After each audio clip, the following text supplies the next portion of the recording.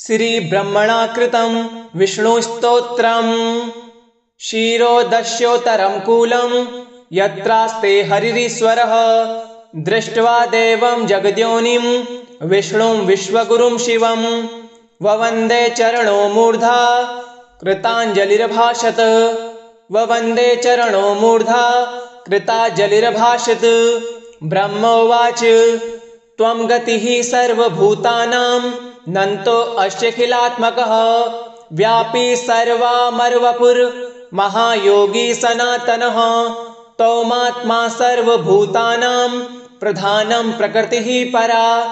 वैराग्यैश्वर्यनिरतो वागतीतो निरञ्जनः त्वं कर्ता चैव भर्ता च विहन्ता सुरविदिशां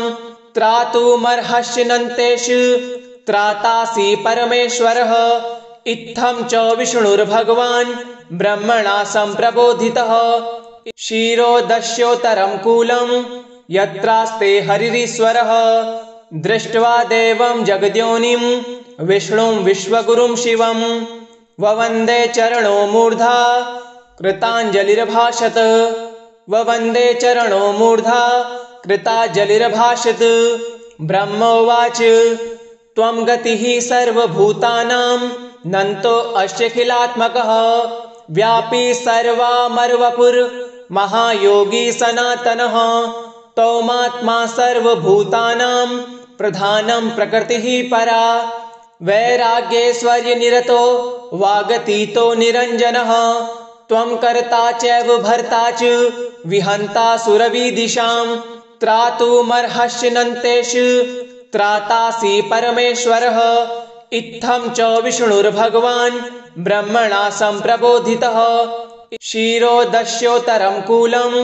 यत्रास्ते हरिरीश्वरः दृष्ट्वा देवं जगद्योनिं विष्णुं विश्वगुरुं शिवं ववन्दे चरणो मूर्धा कृताञ्जलिर्भाषत ववन्दे चरणो मूर्धा कृताञ्जलिर्भाषत। ब्रह्मोवाच त्वं गतिः सर्वभूतानां नन्तो अश्यखिलात्मकः व्यापी सर्वामरवपुर्महायोगी सनातनः तौमात्मा सर्वभूतानां प्रधानं प्रकृतिः परा वैराग्यैश्वर्यनिरतो वागतीतो निरञ्जनः त्वं कर्ता चैव भर्ता च विहन्ता सुरविदिशां त्रातुमर्हष्यन्तेषु त्रातासि परमेश्वरः इत्थं च विष्णुर्भगवान् ब्रह्मणा सम्प्रबोधितः क्षीरोदस्योत्तरं कूलं यत्रास्ते हरिरीश्वरः दृष्ट्वा देवं जगद्योनिं विष्णुं विश्वगुरुं शिवं ववन्दे चरणो मूर्धा कृताञ्जलिर्भाषत ववन्दे चरणो मूर्धा कृताञ्जलिर्भाषत। ब्रह्मोवाच त्वं गतिः सर्वभूतानां नन्तो अश्यखिलात्मकः व्यापी सर्वामरवपुर्महायोगी सनातनः तौमात्मा सर्वभूतानां प्रधानं प्रकृतिः परा वैराग्यैश्वर्यनिरतो वागतीतो निरञ्जनः त्वं कर्ता चैव भर्ता च विहन्ता सुरविदिशां त्रातुमर्हष्यन्तेषु त्रातासि परमेश्वरः इत्थं च विष्णुर्भगवान् ब्रह्मणा सम्प्रबोधितः क्षीरोदस्योत्तरं कूलं यत्रास्ते हरिरीश्वरः दृष्ट्वा देवं जगद्योनिं विष्णुं विश्वगुरुं शिवं ववन्दे चरणो मूर्धा कृताञ्जलिर्भाषत ववन्दे चरणो मूर्धा कृताञ्जलिर्भाषत। ब्रह्मोवाच त्वं गतिः सर्वभूतानां नन्तो अश्यखिलात्मकः व्यापी सर्वामरवपुर्महायोगी सनातनः तौमात्मा सर्वभूतानां प्रधानं प्रकृतिः परा वैराग्यैश्वर्यनिरतो वागतीतो निरञ्जनः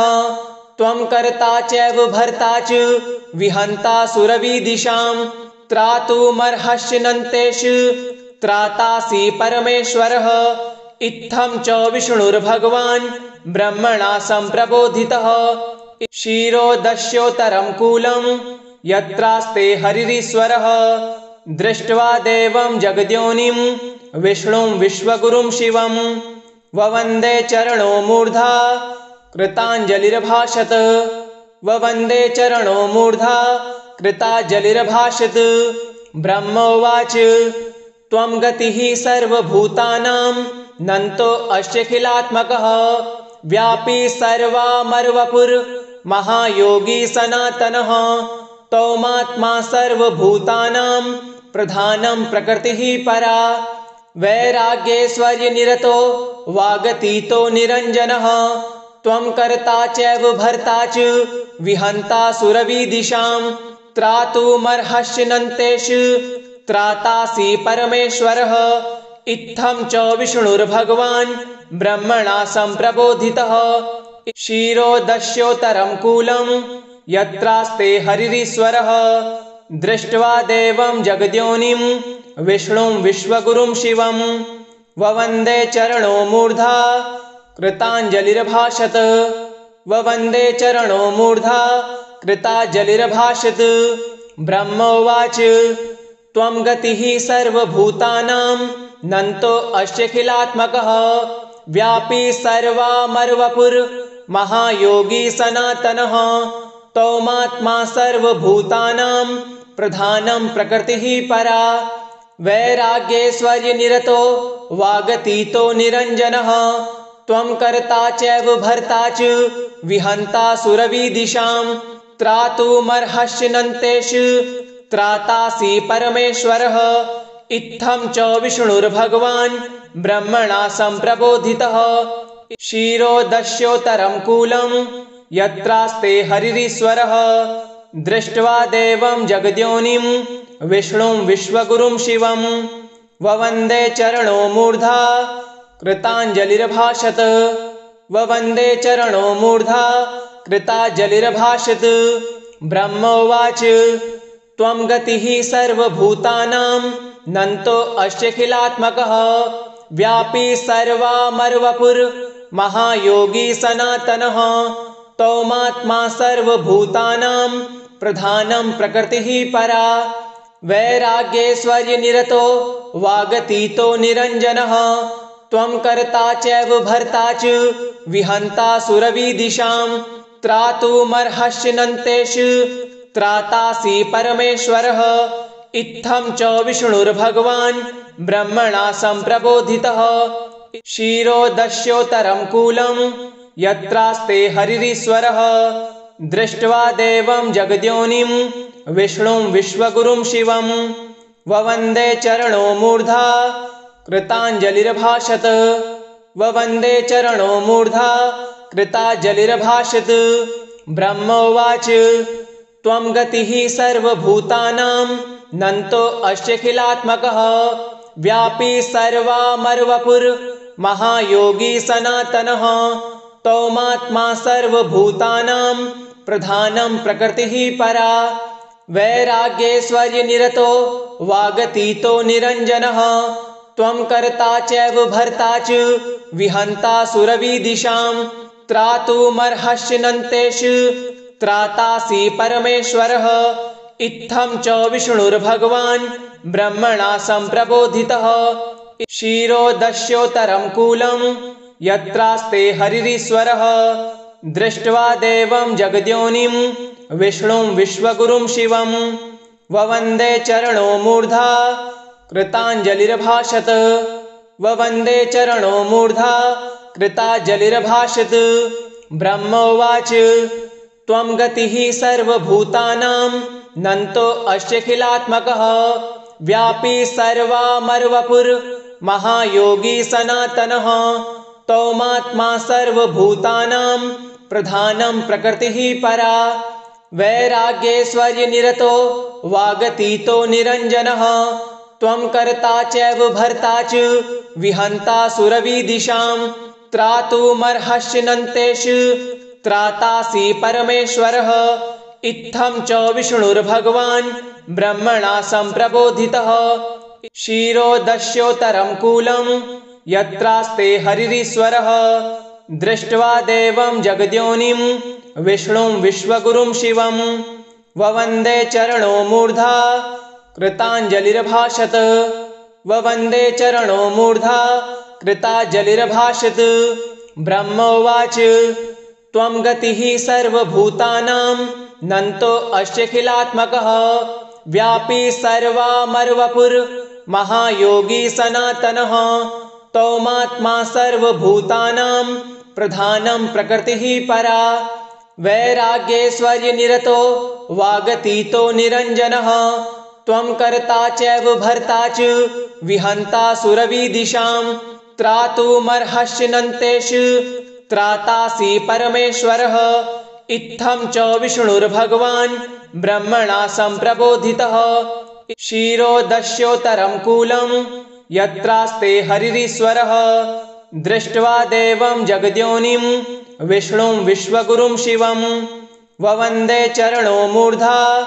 कृताञ्जलिर्भाषत ववन्दे चरणो मूर्धा कृताञ्जलिर्भाषत ब्रह्मोवाच त्वं गतिः सर्वभूतानां नन्तो अस्यखिलात्मकः व्यापी सर्वामरवपुर्महायोगी सनातनः तौमात्मा सर्वभूतानां प्रधानं प्रकृतिः परा वैराग्यैश्वर्यनिरतो वागतीतो निरञ्जनः त्वं कर्ता चैव भर्ता च विहन्ता सुरविदिशां त्रातुमर्हष्यन्तेषु त्रातासि परमेश्वरः इत्थं च विष्णुर्भगवान् ब्रह्मणा सम्प्रबोधितः क्षीरोदस्योत्तरं कूलं यत्रास्ते हरिरीश्वरः दृष्ट्वा देवं जगद्योनिं विष्णुं विश्वगुरुं शिवं ववन्दे चरणो मूर्धा कृताञ्जलिर्भाषत ववन्दे चरणो मूर्धा कृताञ्जलिर्भाषत ब्रह्मोवाच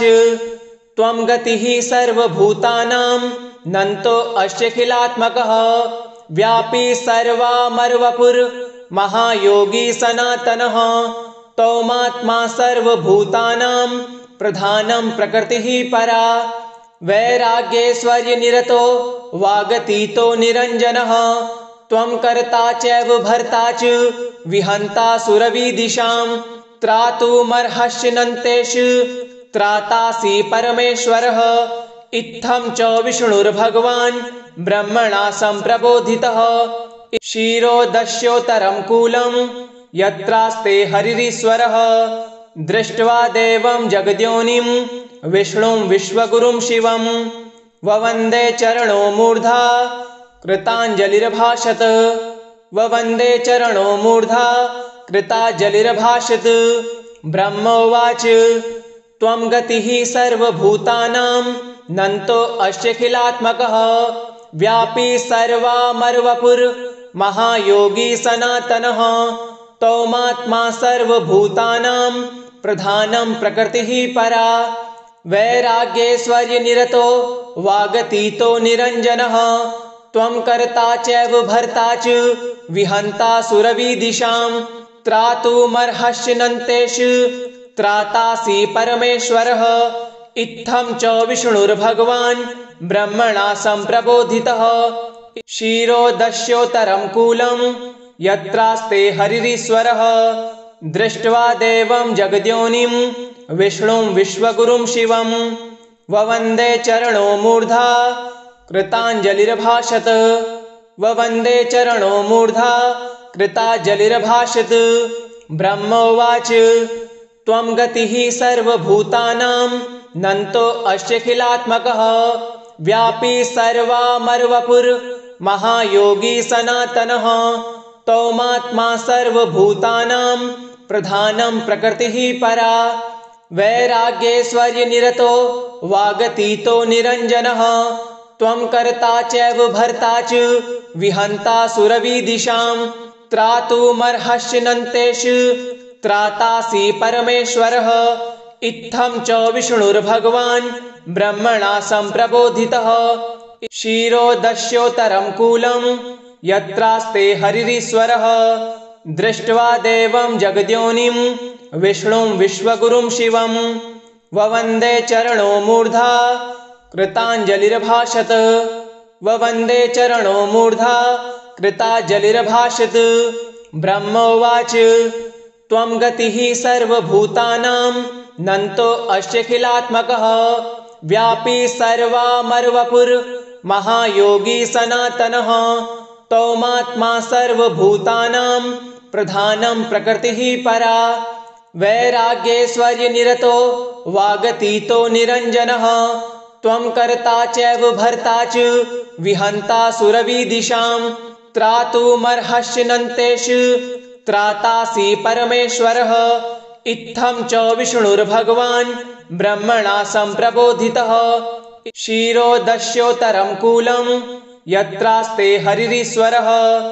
दृष्ट्वा देवं जगद्योनिं विष्णुं विश्वगुरुं शिवं ववन्दे चरणो मूर्धा कृताञ्जलिर्भाषत। ववन्दे चरणो मूर्धा कृताञ्जलिर्भाषत। ब्रह्मोवाच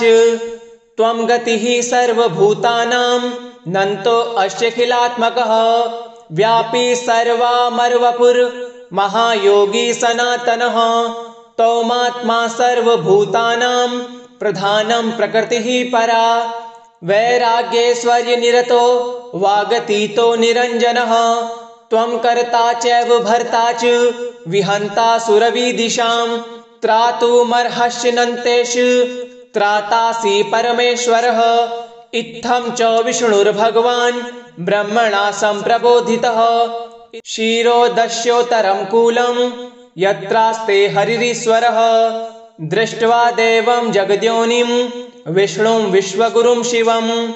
ववन्दे चरणो मूर्धा कृताञ्जलिर्भाषत। ववन्दे चरणो मूर्धा कृताञ्जलिर्भाषत। ब्रह्मोवाच त्वं गतिः सर्वभूतानां नन्तोऽस्यखिलात्मकः व्यापी सर्वामरवपुर्महायोगी सनातनः त्वमात्मा सर्वभूतानां प्रधानं प्रकृतिः परा वैराग्यैश्वर्यनिरतो वागतीतो निरञ्जनः त्वं कर्ता चैव भर्ता च विहन्ता सुरविदिशां त्रातुमर्हष्यन्तेषु त्रातासि परमेश्वरः इत्थं च विष्णुर्भगवान् ब्रह्मणा सम्प्रबोधितः क्षीरोदस्योत्तरं कूलं